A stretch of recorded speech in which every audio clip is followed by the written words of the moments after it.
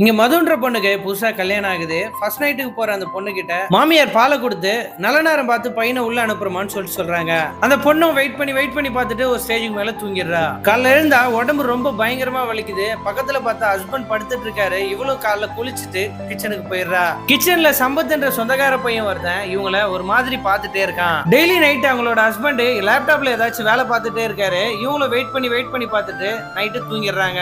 அந்த பொண்ணு தூங்கிட்டான்னு தெரிஞ்ச பிறகுதான் இவர் படுக்கிறதுக்காகவே போறாரு. பார்த்தா மதுவும் பிரெக்னென்ட் ஆயிடுறாங்க. ஒரு நாள் தண்ணி குடிக்கலாம் அப்படின்னு சொல்லிட்டு ஏஞ்சி போனா ஒரு ரூமுக்குள்ள இருந்து சத்தம் கேக்குது. ஆக்சுவலா அது வந்து சம்பத்ன்றவனோட ரூமா இருக்கும். என்னடான்னு சொல்லிட்டு எட்டி பார்த்தா சம்பத்தும் இவளோட ஹஸ்பண்டும் ஒன்னா இருக்காங்க. இப்ப ஹஸ்பண்டும் தயங்கிட்டு எனக்கு விருப்பம் இல்லாம தான் உன்னை கல்யாணம் பண்ணி வச்சிட்டாங்க அப்படின்னு சொல்றாரு.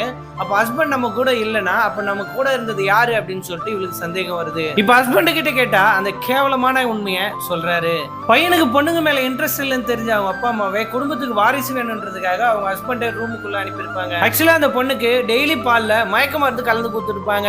உச்சக்கட்ட டென்ஷனான அந்த பொண்ணு அந்த குழந்தைய போய் அபார்ட் பண்ணிட்டு வந்து அவங்க மாமனாரும் மாமியாரையும் அந்த பொண்ணு கையில ஒரு கண்ணு இருக்கும். அந்த கண்ணாலேயே அவங்க ரெண்டு பேரையும் ஷூட் பண்ணி சாவடிச்சிடுறாங்க.